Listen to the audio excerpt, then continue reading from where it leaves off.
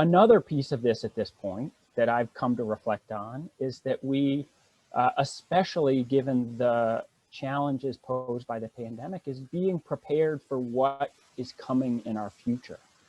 You know, I think for many of us, at least for me personally, I have thought a lot more intensively about, like, what do I need to secure, to look after my family given a changing world? And when I think about some of the solutions to climate change in terms of where our food comes from, where our energy comes from, how resilient our communities are and our homes and our state is, there's a lot of overlap there in terms of what those opportunities to be prepared for a changing world are, and those the aspect of really doing our part to tackle climate change. And so that's part of what we think about as an organization. You know, we convene a group, a leadership group called the Climate Catalysts.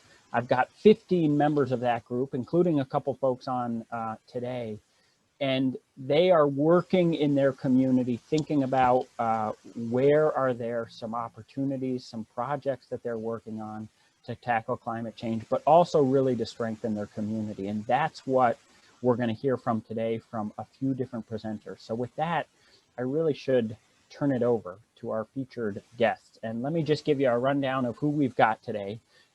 We are going to start with Steve Meyer of the Climate Economy Action Center of Addison County. He'll tell us a little bit about what that organization is and some of their work. And then we've got Elaine Wang from the Barre City Energy Committee, Jim Hand from Dorset Energy Committee, and also an entrepreneur. And then at the end, we're going to hear from Michelle McCutcheon-Schour from Efficincy Vermont, and Kristen Kelley from Green Mountain Power. So I really appreciate everyone joining us today, and I want to turn it over to Steve first to get things started for us. So Steve, it's all you.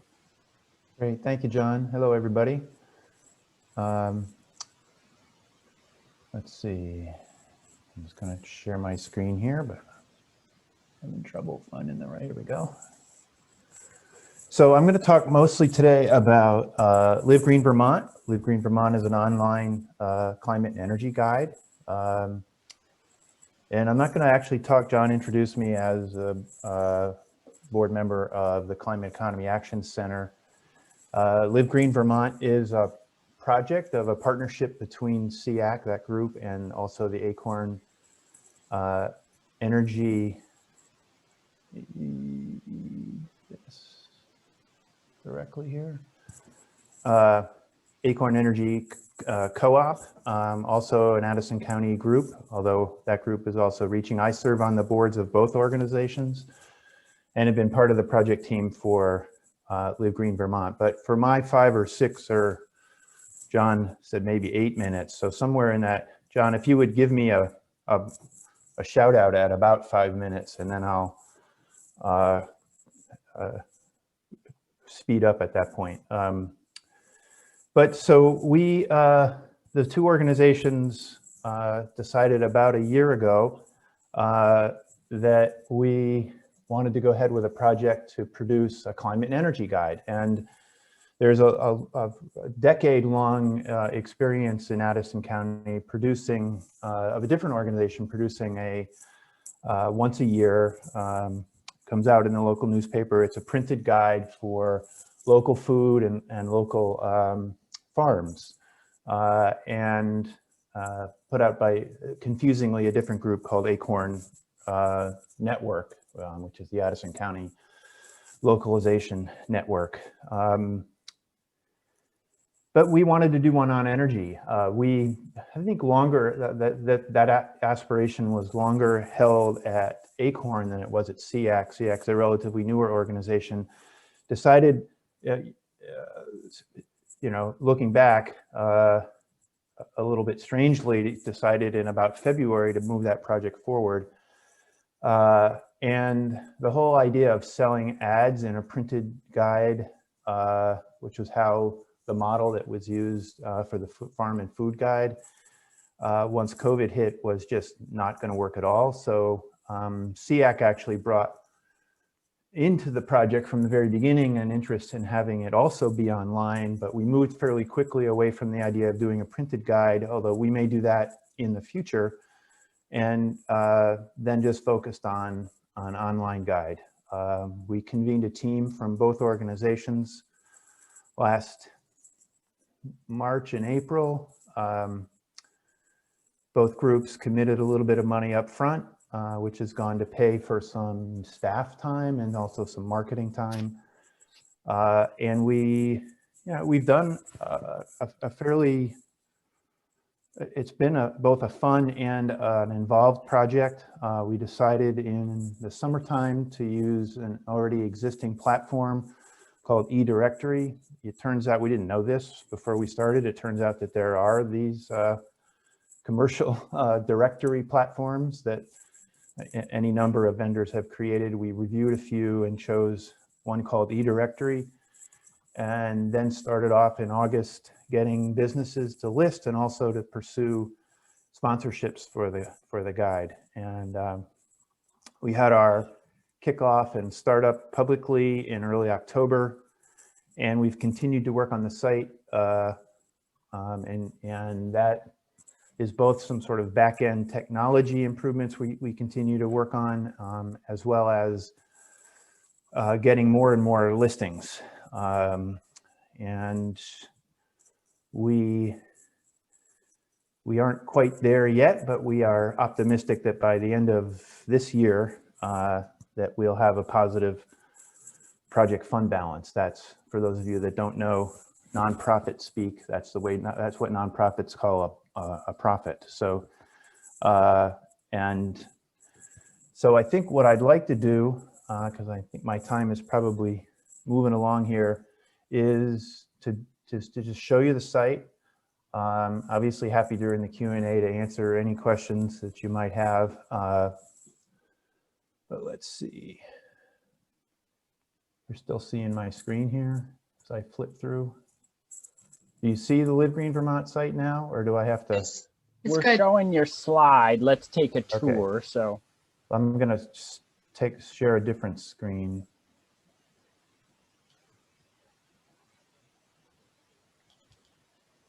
There, do you see Live Green Vermont now? Yep, we got it. Okay, good. So this is the home page, and the first thing before I start showing you around and get lost in it and lose my time, I want to highlight our sponsors, two of whom are on the call today. So we have, like many such things, we have different levels of sponsor. Our highest level sponsor is Hanson and Doremus, an investment management company out of Chittenden County that most of us didn't know anything about until we started into this project, and they've been very supportive of us. Then our middle level sponsor, thank you to both Kristen and Michelle, include Green Mountain Power and Efficiency Vermont. I'm not going to call out all of them, but then we have our first level sponsors here, and you can see some or other organizations that we might have. We have VNRC folks on the call here. But then I want to just give you a little tour around the guide. Here's a little, I had a slide on our mission that I sort of blew by, and I guess I won't read it here, but basically Acorn's original historical mission is around renewable energy. SEAC has a broader mission because it's around climate, which obviously includes renewable energy, but we wanted to bring other issues also into the guide and into the work of our communities around climate, and around transitioning from, our current fossil fuel-based economy to a fossil fuel-free economy, to a low-carbon economy. So that's what SEAC's mission is about, and this guide reflects both of those missions. On the opening landing page,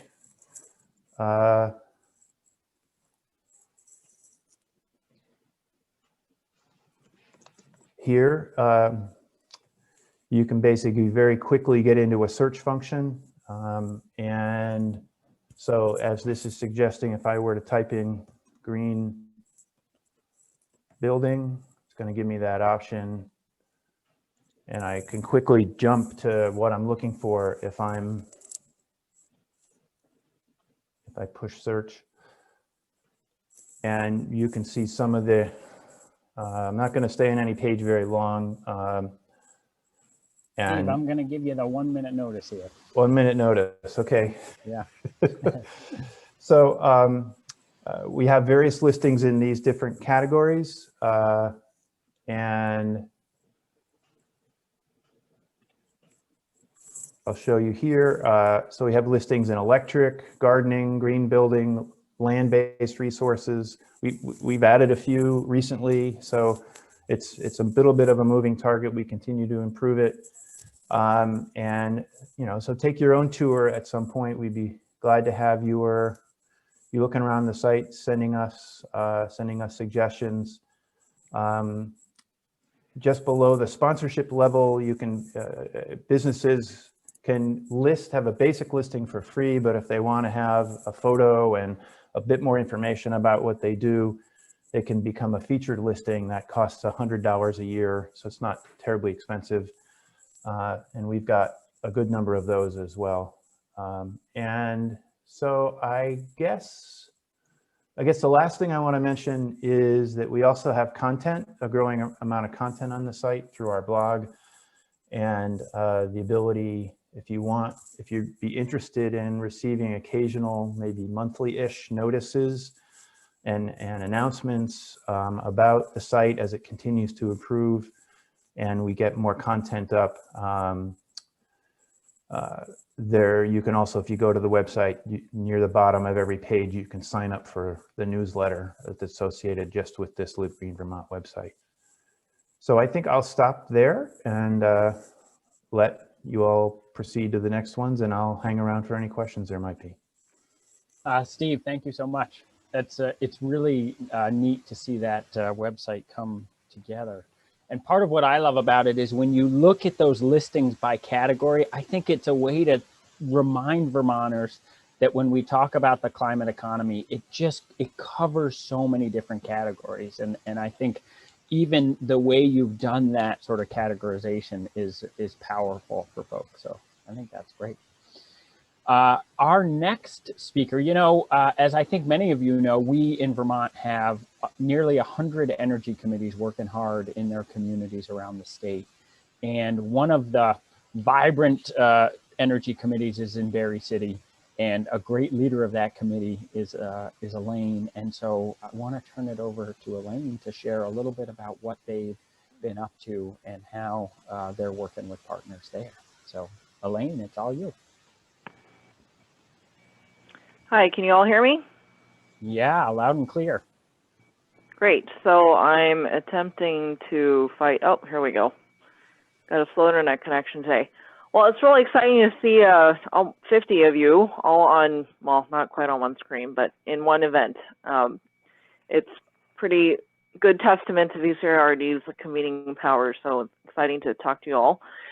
I'm Elaine Wang. As he said, I'm here today as the chair of the Energy Committee in Barre City. I've been on some iteration of the Energy Committee since 2011. It started off as a community group that another fellow named Phil Cicchini and I started, and then it was made an official committee in 2015. So in Barre City, before Phil and me, as far as we could tell, there was no sustained community-wide focus on energy efficiency and renewable energy. The municipal staff and officials have never needed any convincing to pursue these objectives, but there's, obviously just so many priority themes, initiatives, things going on, fires to put out, that it's helpful to have a wheel that just won't squeaking, energy efficiency, and that's honestly a big value of our committee. You wouldn't think so, but the city manager has said that to us on a few occasions. Always waiting for the day when he'll be like, just cool it for a little bit, but he's never said that. So without something like an energy committee, a standing one, sometimes the community just won't have the capacity to even take the low-hanging fruit, what most of us might, see them and say, hey, why aren't you doing that? It seems so easy. There's just so much going on. And I do work for a municipality now, so I can understand that more than I ever have. So as an example, our Energy Committee, we established our credibility with the city by conducting the streetlight survey that Green Mountain Power required as a condition for upgrading all of their streetlights that they owned in Barre City to LEDs. The city just had no staff to spare to do that.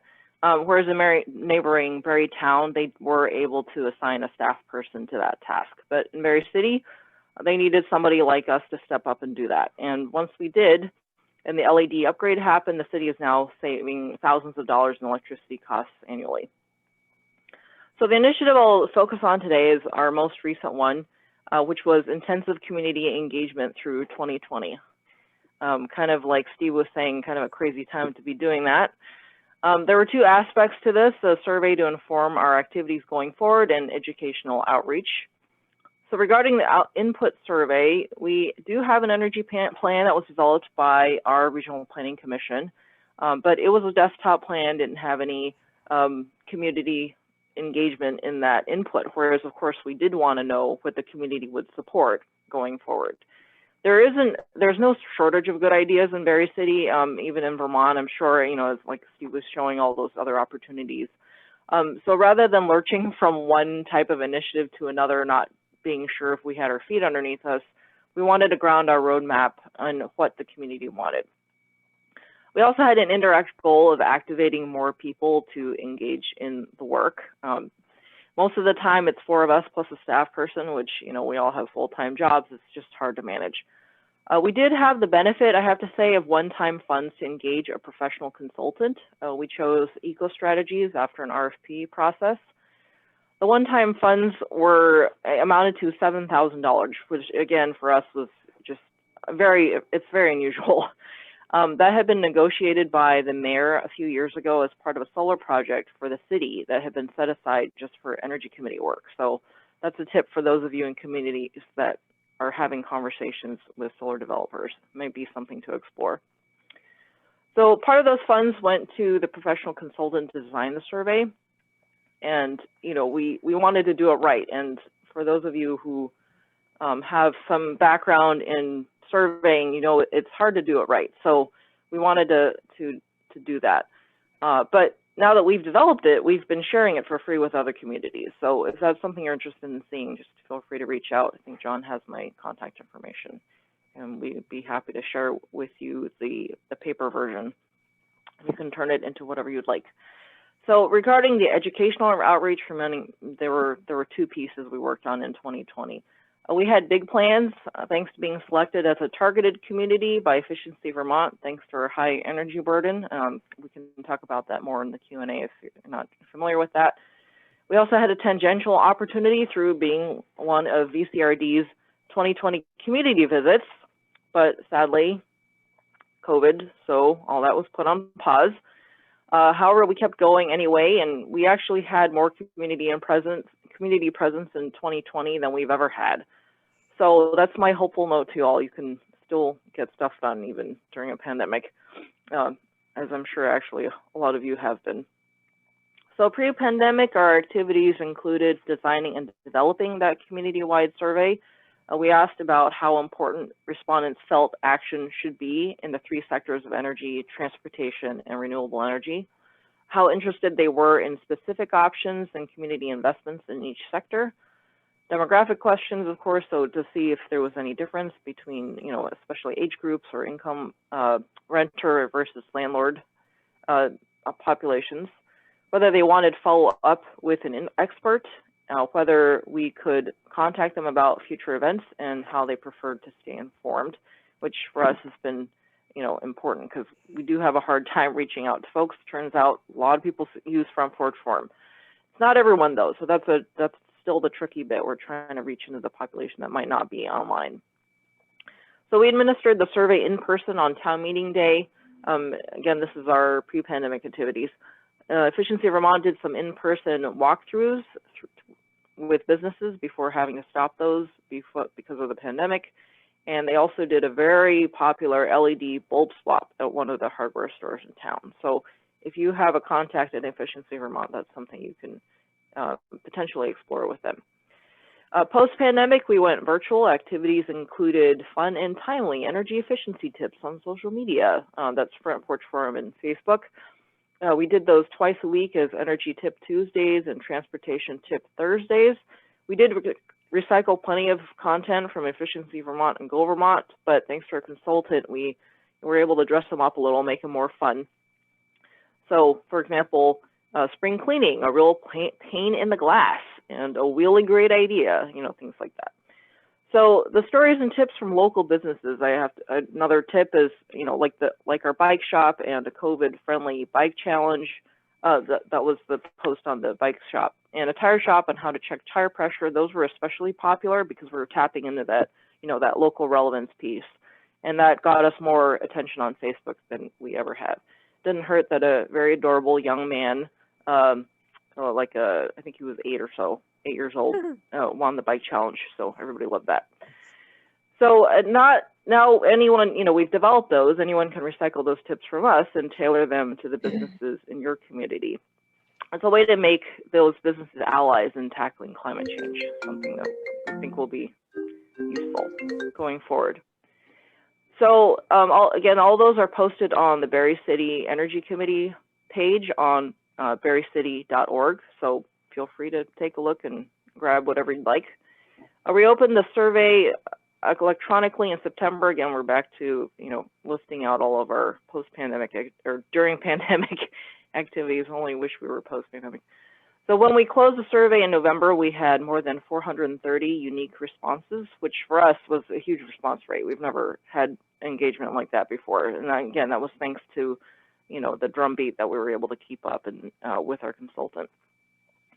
So we connected those who said the survey that they wanted more information from experts, and we connected them with those experts. So hopefully saving them some money in addition to reducing energy use. So now, big push over, we're analyzing the survey results still. We're preparing outreach plan based on those results and planning a local energy champion campaign, as well as a landlord and tenant campaign, again, with the help of Efficiency Vermont. Barre City has a very high renter population compared to the rest of the state, so that's an important audience for us that we want to be able to help and not leave behind. Energy efficiency and renewable energy is too often in the realm of people who are well off. So we did all this without a single in-person meeting or interaction since March. I'm optimistic that investing in this community input will pay off when engaging our decision makers in the future. So for example, our staff liaison is convinced that the strong support for pedestrian pathways from our statistically significant survey results will boost council support for those kinds of projects. And last words, so as individual leaders, you probably don't need me to tell you that the most important things you can do to advance an issue is to, in my opinion, keep up the drumbeat and be cheerleaders. So be a cheerleader with yourself too. Sometimes you gotta be like, oh, been working at banging my head against this wall for so long, but you know, just remind yourself you can do it. Be a cheerleader with your group, your community's decision makers, and the community. Keep your issue on people's minds in a positive way. Be persistent. These are the things that Barre City Energy Committee did to establish itself, gain credibility, and how we've gained ground in Barre City. We definitely have still a lot to do, but that momentum makes the work a lot easier. So those are the remarks I've prepared. Hopefully there's some useful nuggets in there for your own efforts. Elaine, that's really great. I have to say that the message you started with, which is sort of being that squeaky wheel for your city council, is a really good one. I think that role of being persistent, but also carrying some of the work, because the city doesn't always have the capacity to do it. Like just going out there and doing Absolutely. that LED survey yourself when the city can't find the resources to do it. I really appreciate that. And then that last point, which is this can feel like a long slog, and sometimes the reward loop does not feel very gratifying. We do a lot of communicating and there's not always that positive feedback, but just sort of keeping our heads up and keeping after it. Because what we know is we have to repeat these messages again and again. And you just never know when you're going to hit the right moment for that household. Maybe their furnace just died, and it's like you get them at that right moment when they're making a decision about what comes next. So. Absolutely right. Yeah, thanks so much. All right, and now I want to introduce Jim Hand. Jim, I've gotten to know Jim because we did the Model Communities program in Dorset, Vermont, and Jim is also a father of some hockey players and on the board of the Riley Hockey Rink in the hockey arena down in Manchester. And Jim is going to share some a narrative around that hockey rink and really some amazing outcomes they've achieved down there. So, Jim. Good morning, everyone. Thank you, John. So our story, as John indicated, involves what we call it a hockey rink, but it's a year-round facility that we have here in Manchester. It's called Riley Rink, or also the Northshire Civic Center. And like Stephen had indicated, nonprofits are always trying to hit that non-loss line. We, like any large organization, have two big primary expenses. One is people costs, employees, and then the second is, in our case especially, is energy costs. We use a tremendous amount of electricity to make and to maintain ice, and also because of the size of the building, had a very large usage of propane for heating and hot water. So about 3 years ago, we decided to try and attack these energy costs for two reasons. One, because of cost, but the second reason for myself and for two of my kids that John indicated they're hockey players, but they're also energy directed mindsets, was to get rid of our fossil fuel usage with propane. So on a yearly basis, we use about $65,000 worth of electricity. Unfortunately, it happens in about, for the most part, in 5 months' time. It's very compressed. And we were using about 22,000 gallons of propane a year. So we decided over a multi-year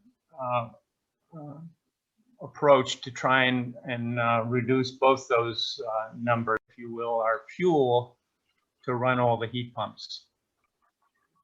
One thing which I did not mention, this is the facility from the outside. One thing that I did mention, we also employed a relatively new ice making system for North America. It's a European product. It's something called the Vortex system, and all it is a small device that's put in the water line, the water that we get from the town to resurface our ice with. That's the interior of our building. It's a 20,000 square foot ice surface. This Vortex system allows us to use cold water to resurface the ice. I don't know how many of you know that most ice arenas make hot water, about 140, 150 degree hot water. They put it in a Zamboni. The Zamboni goes out onto the ice, puts hot water down, and you've seen this, that tends to fill the cracks. And then in 15 minutes or so, you've got to turn that into ice again. So what that does is creates a tremendous load on the compressors, which are electrically run. This Vortex system, all it does is take the incoming water and spin it, take the air bubbles out of it, make it more dense.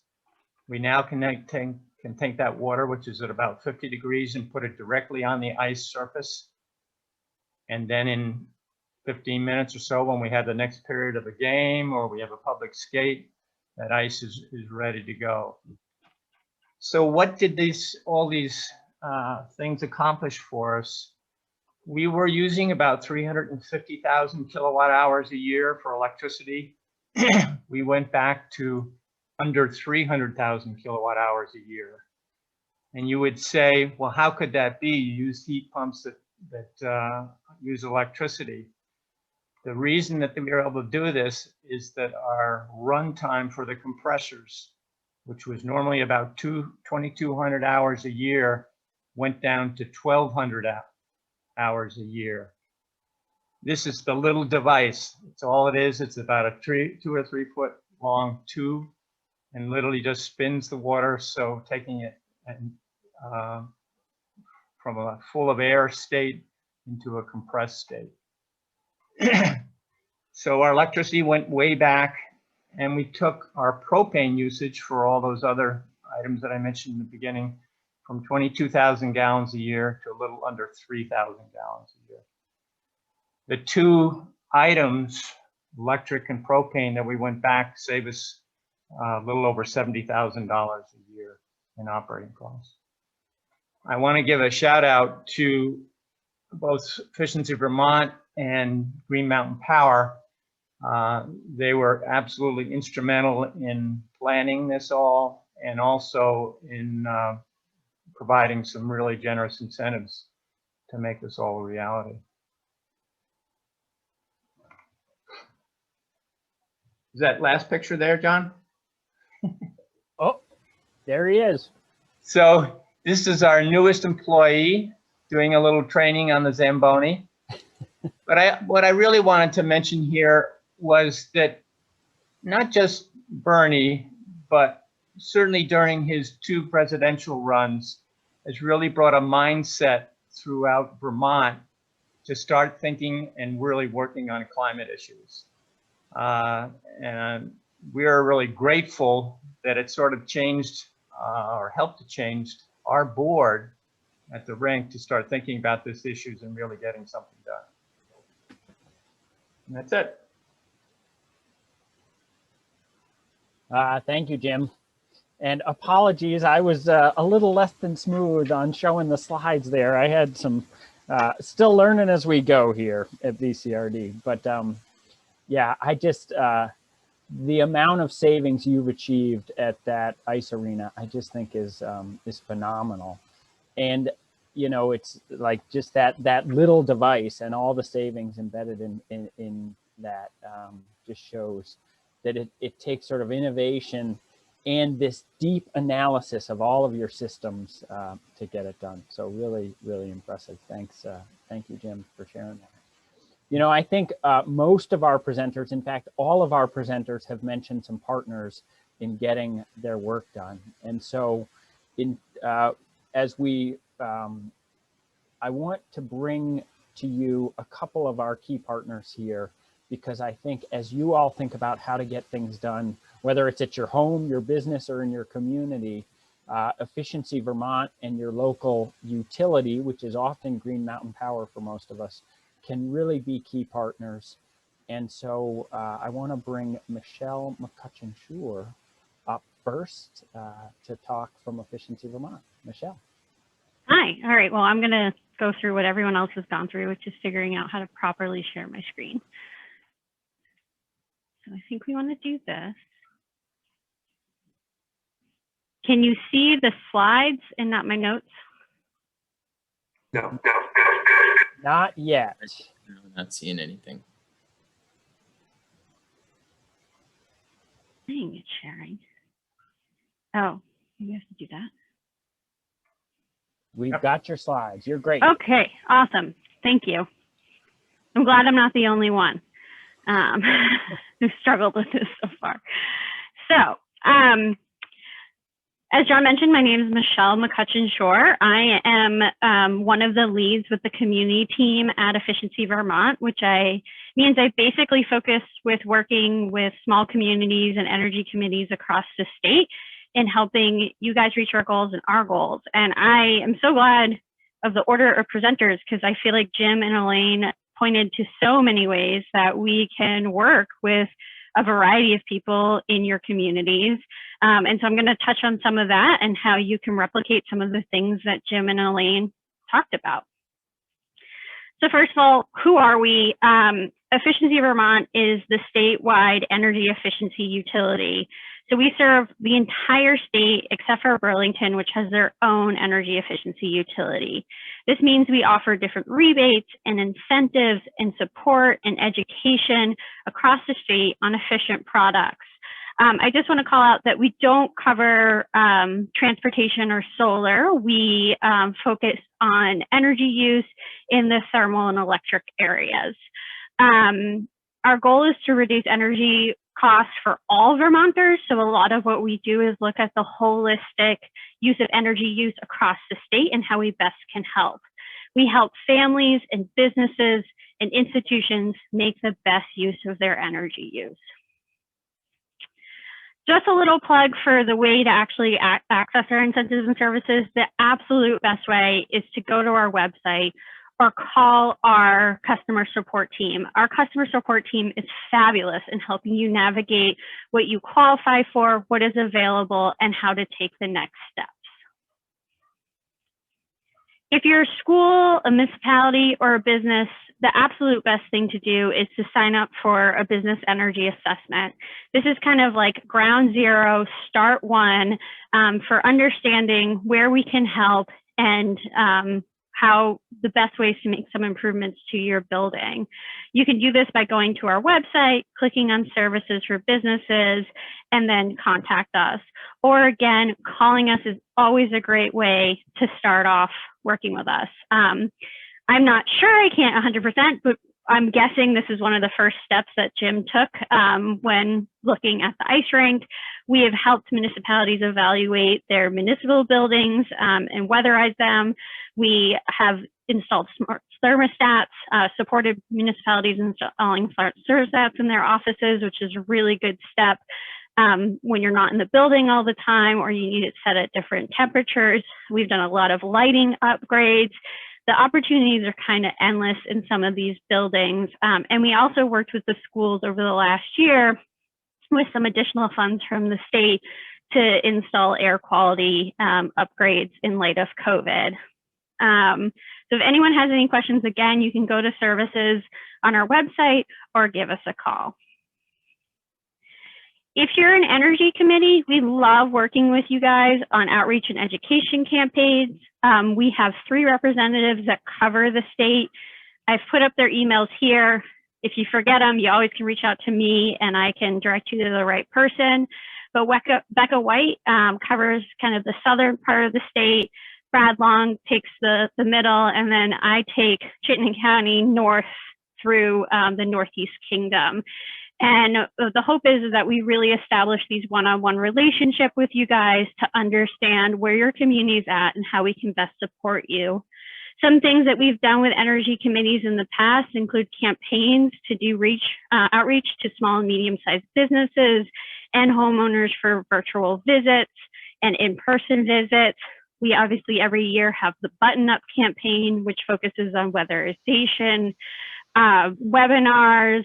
The bulb swap is a great example. If we were not in COVID times, there's a lot of in-person stuff that we do with energy committees to kind of get the word out. We feel really blessed and lucky to have so many motivated people on the ground.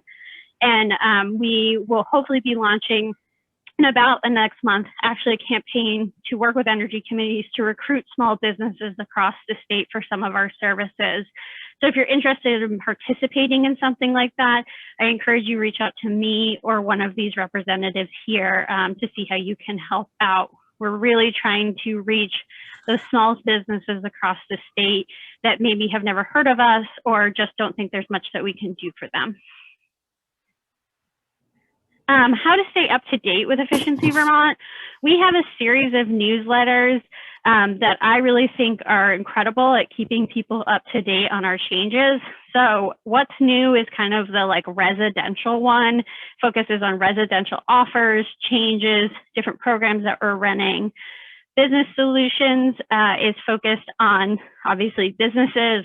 And then we have a specific newsletters for people that we call partners. So these are individuals like energy committees or maybe town managers who really want to stay up to date on everything that's going on in Efficiency Vermont, changes in our incentives, maybe things that are happening at the State House, different campaigns that we have going on, that sort of thing.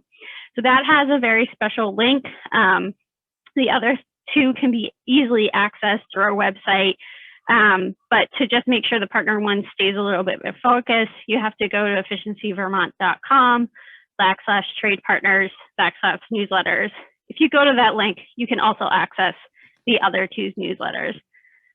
Again, I feel like I threw out a lot of resources at you.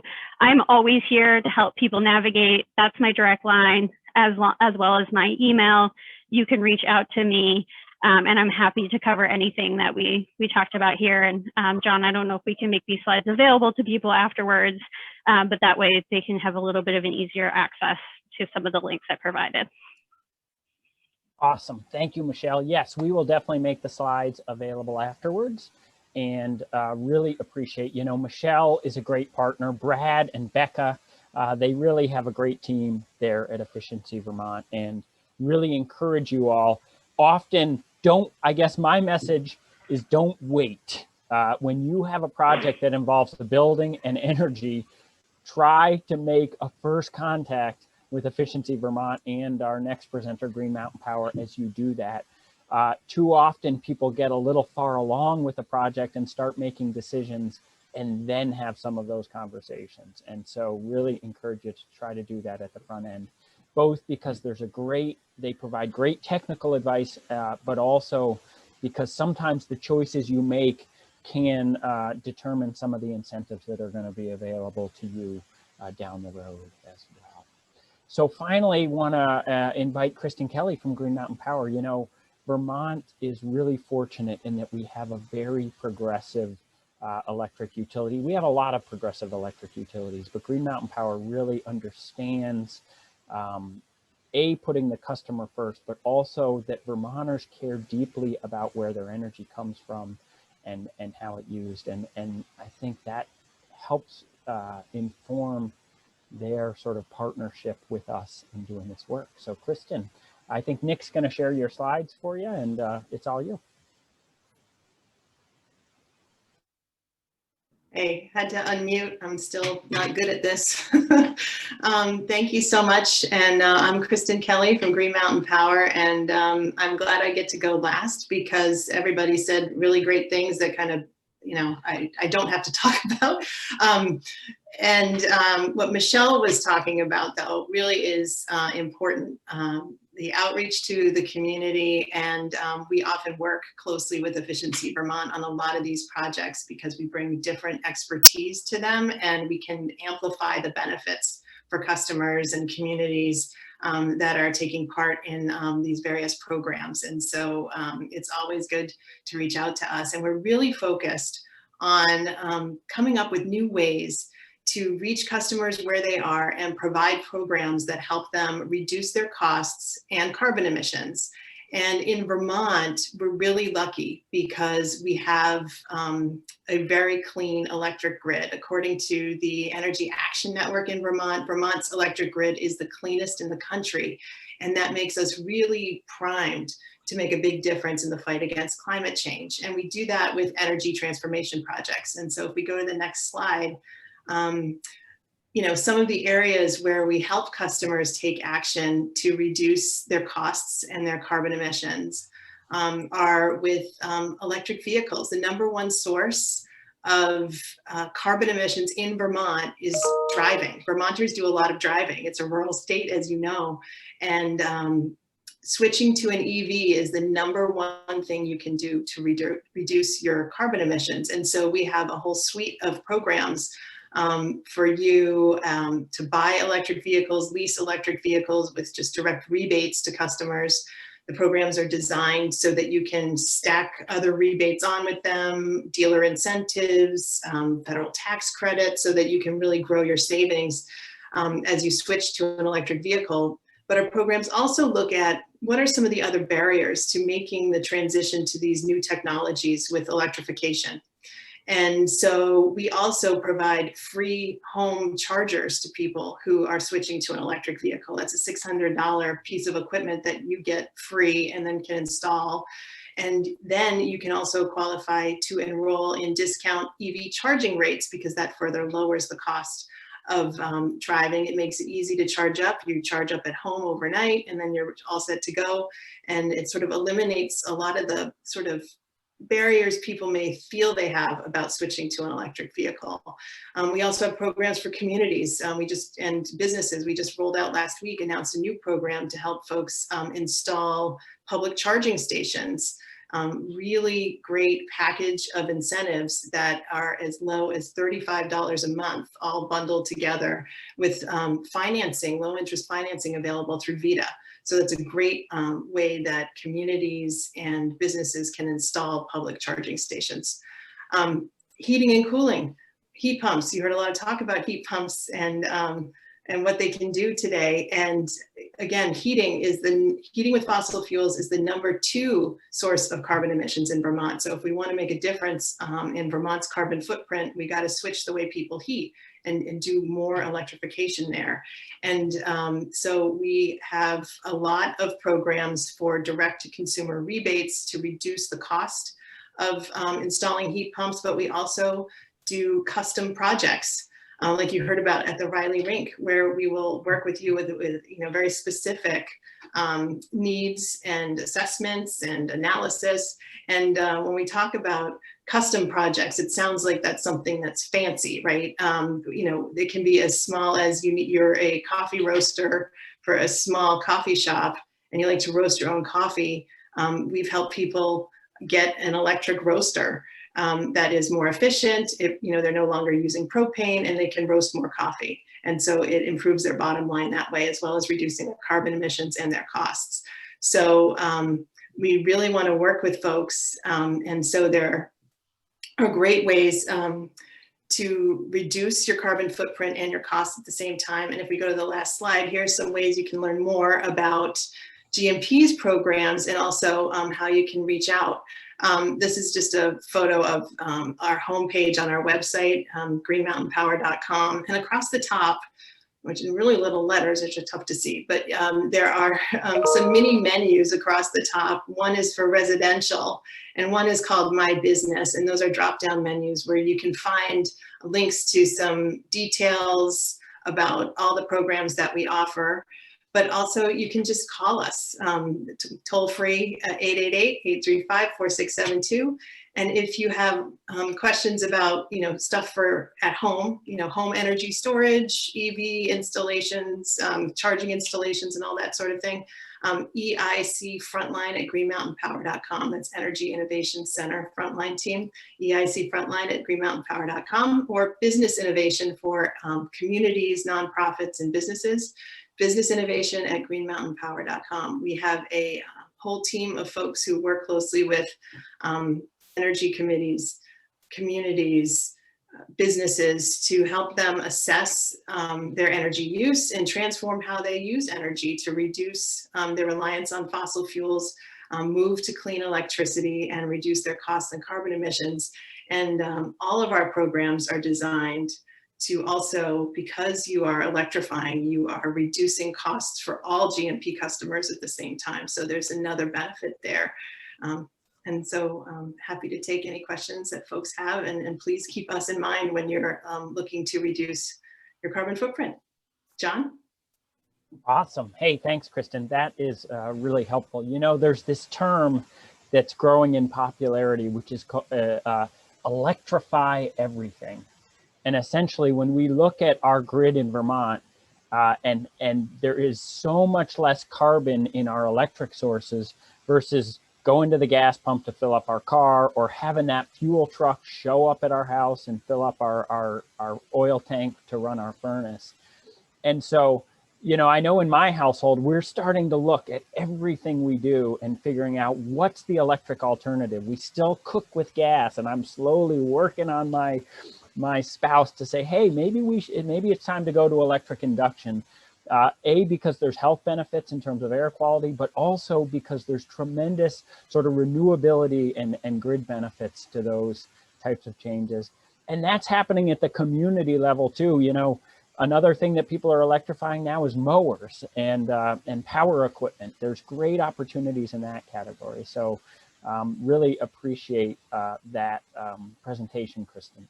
You know, we, as predicted, here we are, it's 11:02. I want to just acknowledge for anyone who needs to go, you should. I want to just open it up for a quick couple of minutes if anyone has a question and answer. I did see a question to Jim from Ann Lawless. Is there an association of ice rinks that you can share your story with to really try to embed that in other places? That's one good question. You want me to respond? Go for it. Yeah.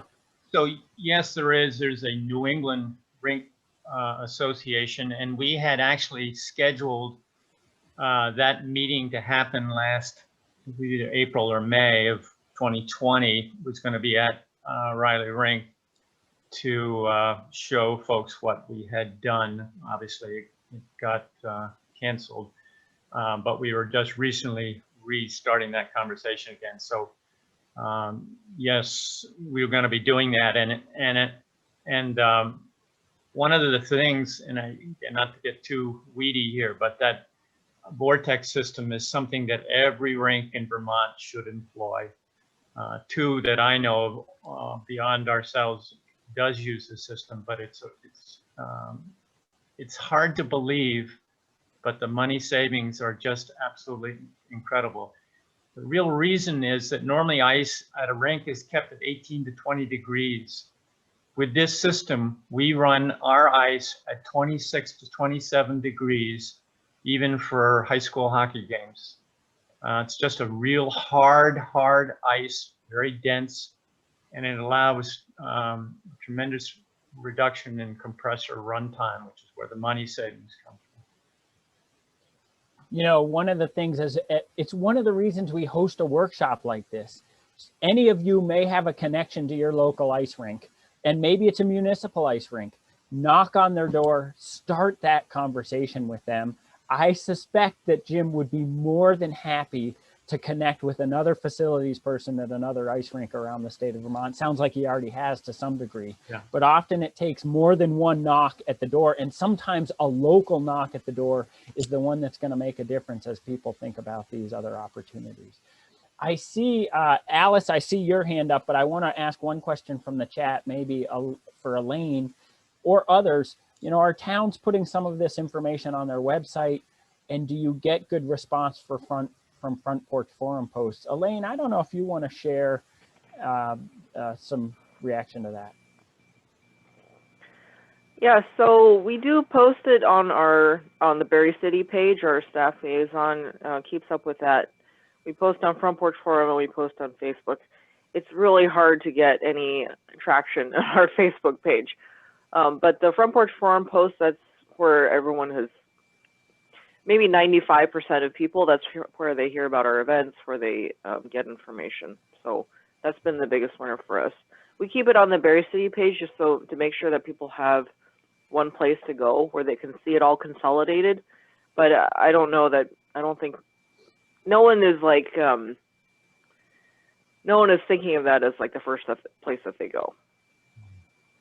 Yeah, I will echo that our experience is that Front Porch Forum is a proactive tool to reach your community, and then maybe you're driving them to your website from that Front Porch Forum post. It really makes a difference. You know, some folks who are really focused on climate are actually building participation in their Front Porch Forum as a specific goal, because they know that having that as an effective tool means that they will be more effective in their work promoting different opportunities.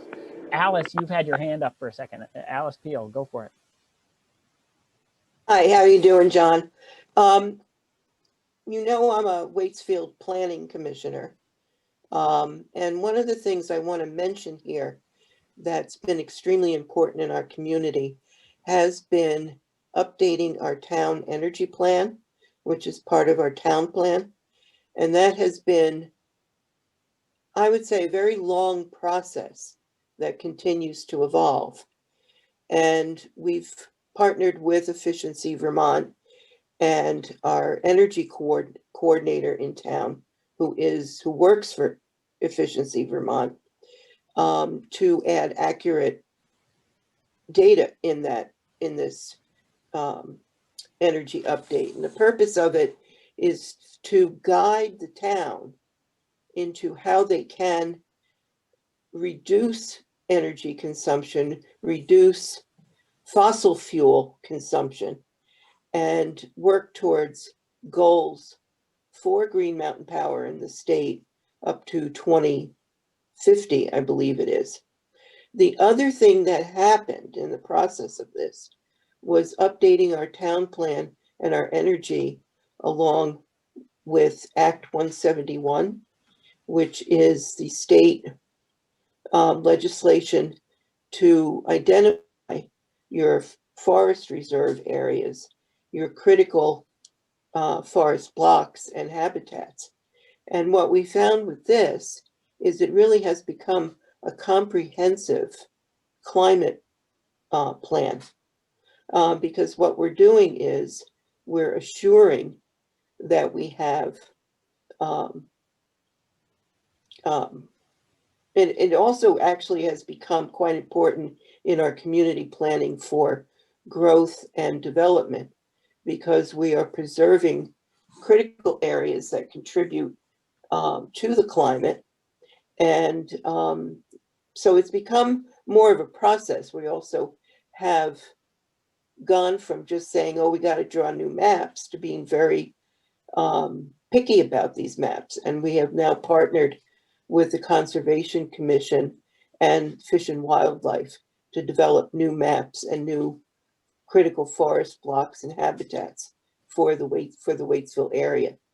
So local Alice, government thank you. can do a lot. Yeah, that's great. You know, I think we'll have another workshop, or maybe someone else will. One of the interesting things that Steve and their team has done, just to piggyback, is they did an analysis over in Addison County of what are all of the different sources of greenhouse gases. And it's really pretty interesting to look at. And so, you know, there's this tension between having really good data, which is important, and doing that analysis, but also getting to work, rolling up our sleeves and getting to work. And somehow we have to find that right balance between having good data to inform our work, but also getting busy, because there's so much to do. You know, I want to, we're getting some great questions here. So I think we're going to do something a little different this week, which is let's keep this conversation going rather than go into breakout groups, because it feels like we've got enough good conversations going on in the open forum here.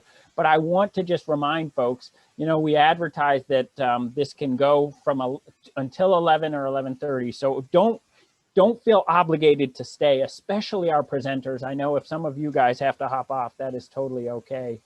And this would make a good moment before I forget to really thank our presenters for doing this today. All of you, you know, for us, our goal is just to share the great work that's happening around Vermont, and I really appreciate the work that you've put into this. I see a couple other suggestions. You know, Deirdre had a good question, I thought, for Kristen, which was around electrification. I think there's some concern about how much can the grid handle this new demand, and does that actually drive up costs versus driving down costs? So Kristen, I don't know if you want to answer that one for us. Sure. So obviously we've been looking ahead towards more electrification, you know, EVs. Let's take EVs. Like, what would more EVs do, and what can the system take, and what sort of planning do we need to do? And we've been looking at this for quite a while. And our most recent, you know, sort of examination of that is that we're in very good shape. Obviously things, you know, maybe we get a massive adoption of EVs, and that would actually be great for the state. One, we would reduce the #1 source of carbon emissions and make real progress. And two, because electric load or electrical use in Vermont has been steadily declining over many years, more electrification now would actually spread out some embedded costs of the system, the actual just grid, over, you know, a wider array. And so what it ends up doing is more electric use actually ends up reducing electricity costs for all customers. And so there's a benefit there too as well. And then the other thing that I should mention is EAN's study, the Energy Action Network study, that where it said that Vermont's electric grid is the cleanest in the country, also looked at sort of the economic impacts of moving away from fossil fuels to, in favor of electrification for certain things like transportation and heating. And it found that it keeps a lot of dollars in Vermont too, and benefits the local economy because it does put a lot of people to work here. And so that's another added benefit, as well as the environmental benefits of it. That's great. Jim, Well, that's your hand. At the risk of Kristen throwing rocks at me, but I don't know, probably most of you haven't seen, but John has, my son, my eldest son had written an op-ed piece of you talking about an electrification rate.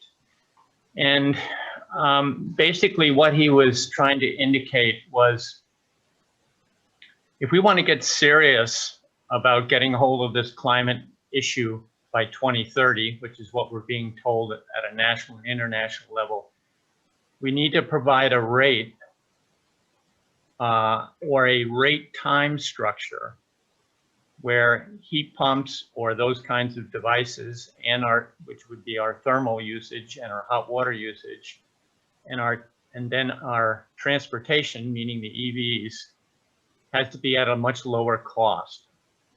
And there are studies out there, and I'm sure that Kristen's aware of this, that the rate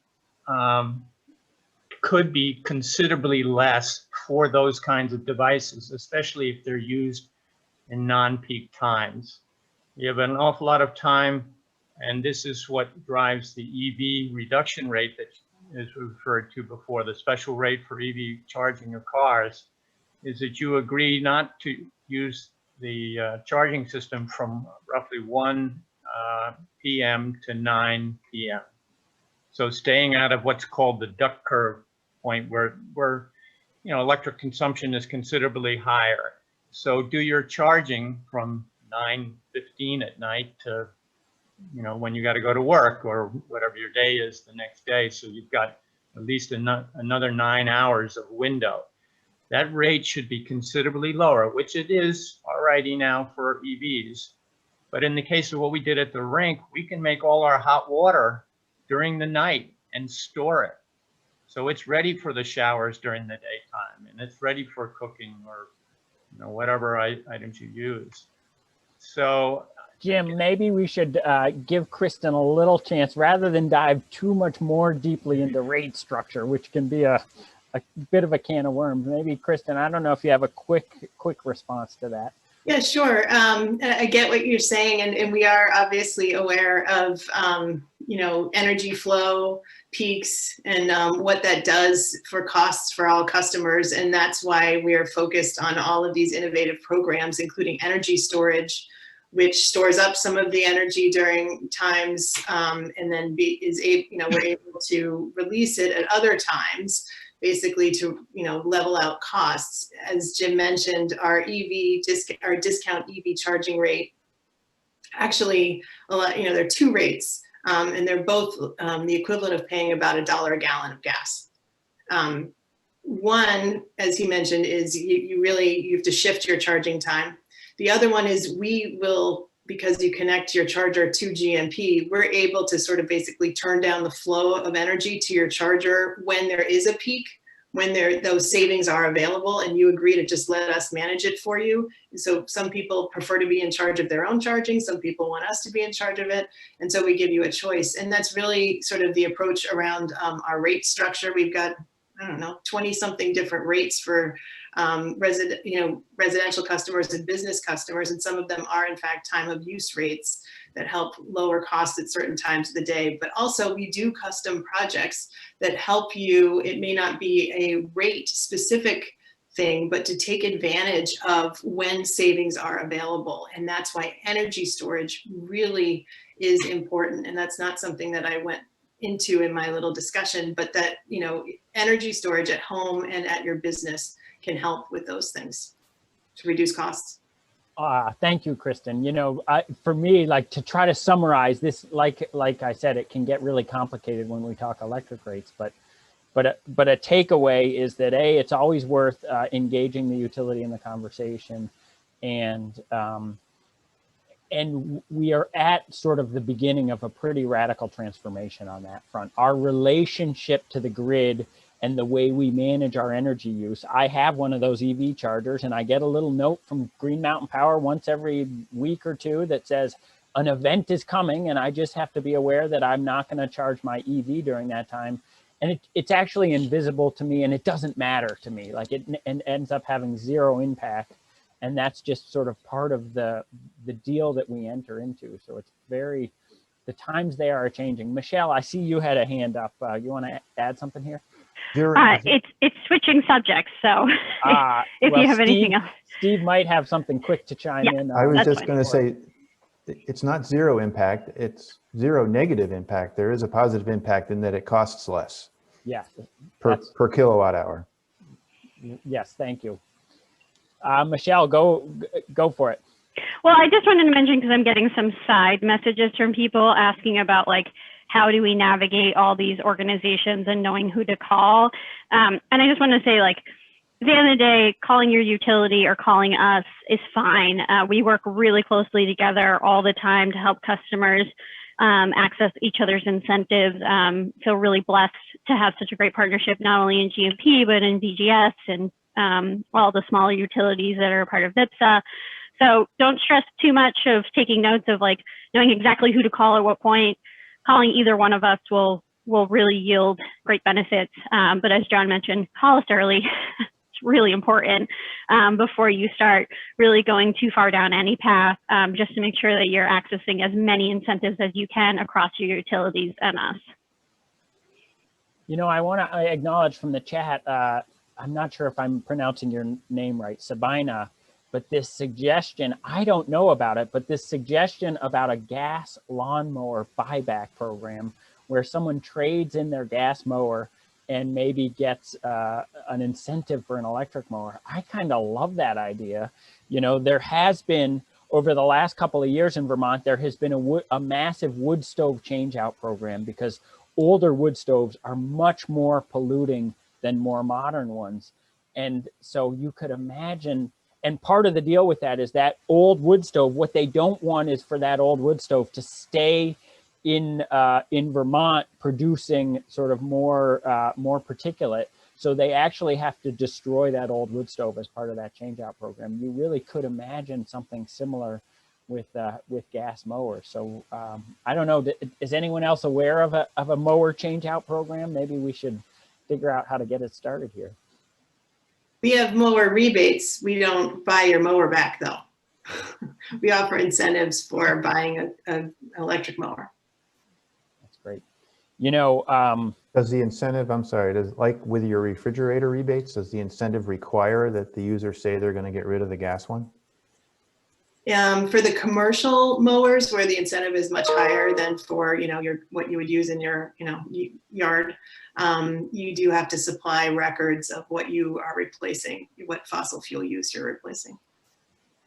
The not to go too far into this category, but the mayor of Montpelier, Ann Watson, shares a really good story about how she engaged her town staff, her public works staff, and had them try out some electric equipment, and they really appreciated a lot of the functionality of that equipment. It couldn't do everything for them, but in terms of the quiet operation and the lack of pollutants, they were very excited to actually make that transition for a lot of the work they do in terms of trimmers and mowers. And so, but what I really admire about that story about the mayor is that first step she took was to have these public works staff try out the technology themselves.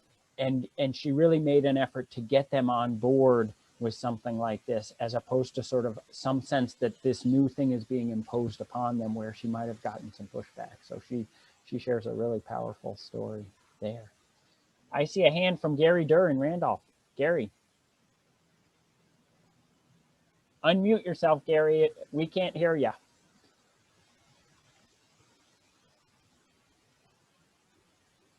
We still can't hear you. Gary, we can't hear you. Can you hear us?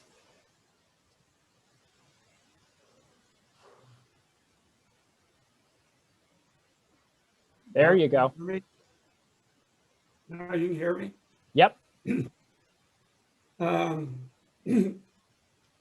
number of things came together when Jim Hand was speaking, Alice Peel was speaking, Elaine was speaking around where we're going with our, we were the third climate economy model community. And now we're reinventing that program. It was called Randolph Region Re-Energize, and we're calling it the new R3. We have an ice rink in Randolph. It's an outside rink. I presume the technology talked about, Jim, was very applicable to that as well. Right? I think so. Yeah. And we have a town energy plan, which is kind of cobbled together a couple of years ago. And I want to go to that town energy plan and put, you know, this work on our ice rink in there. And I want to use Elaine's idea of getting a website at the town website to kind of pull all of these things together. So this has been very fruitful and productive for me. Thank you, Gary. You know, Gary and I had a fair amount of conversation when I was working with the Model Communities program there about the role of town energy plans.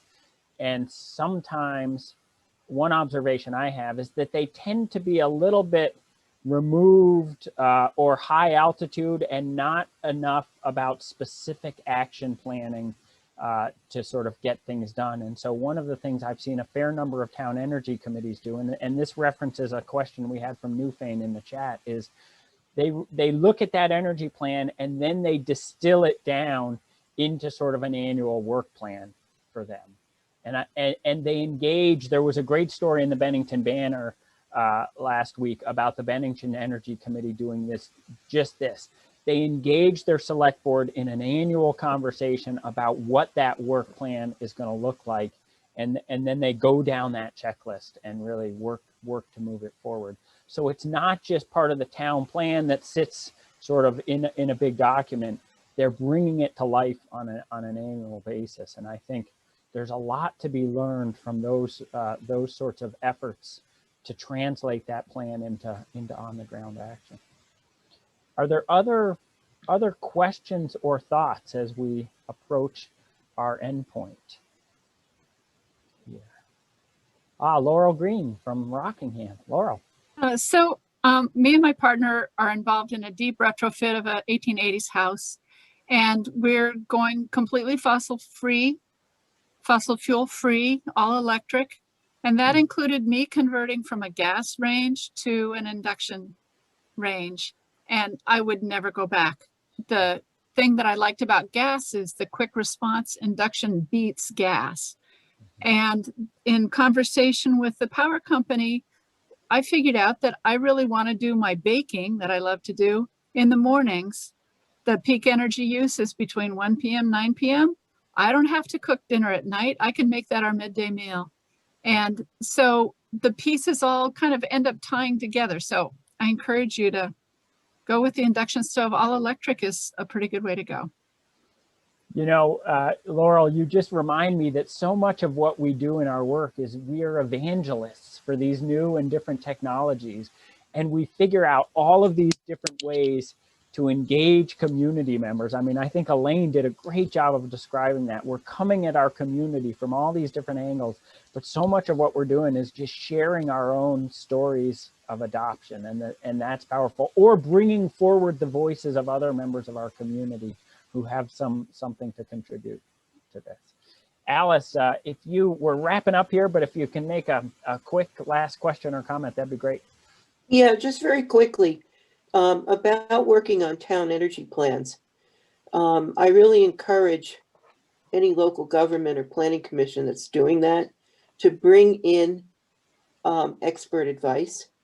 That's when our plan moved forward, by partnering with the right people that are experts in the areas you want to look at. That moved us forward 100%. It made it a much more meaningful and more action plan than just a lot of words that fill up our town plan. And one other thing I'd like to say about Efficiency Vermont is we're beginning in our housing coalition to work with Efficiency Vermont on weatherizing and making homes in the valley much more energy efficient for low income elderly residents that are on a fixed budget. So that's a good thing. That's a great point, Alice. And, you know, I see a comment in chat also about never forget your regional planning commission. Now that's true about energy planning, but I'd say that's true in general. Our regional planning commissions can be really great resources in supporting the work that we do in our communities. I want to close actually by piggybacking on something that Alice just said. She talked about the effort going on in the Mad River Valley around affordable housing. And to me, it's that reminder that we don't think about these climate and energy opportunities or challenges in their own little box. The truth is, the way we engage our communities on these topics is when we talk about the bigger question, which is how are we having warm, safe, affordable houses for people to live in? How are we having healthy food for people to eat? How are we able to get around in our communities in a way that's affordable and safe and comfortable? How we live on the land and in our communities is how we tackle climate change. And the way we connect to Vermonters on this is by talking about those core interests that we all have together in terms of having vital, lively, livable, affordable, prosperous communities. And I think what we heard today is a bunch of different approaches that really build that bridge to that aspect of how we do our work and how we make great towns and communities in Vermont. So really want to express appreciation to our presenters today for all of the work that they've done. And I see some comments here. We'll do our best to make connections and facilitate stuff. We get all the chat afterwards, and really appreciate all of you who participated today for all the work that you're doing in your communities. Really, you do so much important work, and Vermont is really built on the foundation of all the great work that you're doing. So thank you all, everybody, so much for taking part today. Thank you, John. Thank you, John. Great. Take care.